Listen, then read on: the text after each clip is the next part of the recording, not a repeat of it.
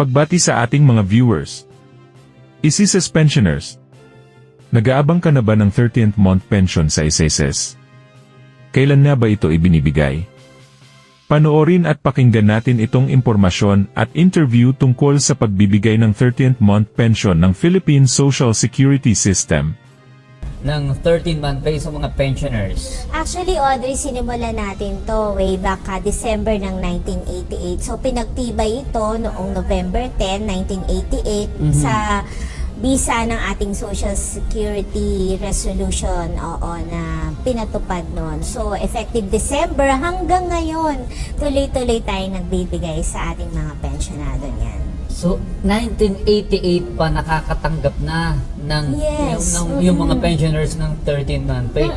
So, specify ko lang, itong amount na ating binibigay sa kanila, katumbas nung kanilang isang buwan ng pension na tinatanggap. So, malaking bagay din to, Audrey. Definitely, kung halimbawa, mas malaki yung pension na tinatanggap nila, halimbawa 5,000, so times 2, 10,000. So, talagang sinisikap talaga natin na mapaligaya yung ating mga pensionado sa panahon ng Kapaskuhan. Sa inyo po, ma'am, na data, ilan po ba yung nabigyan ng mga 13-month pension last year?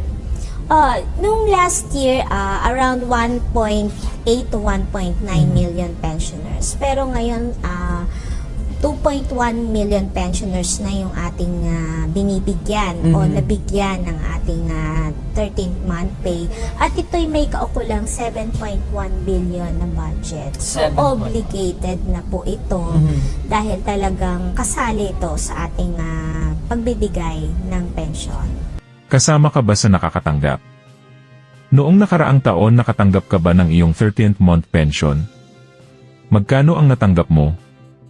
Muli, ito ang Senior Balita naghahatid sa inyo ng makabuluhang balita at totoong impormasyon.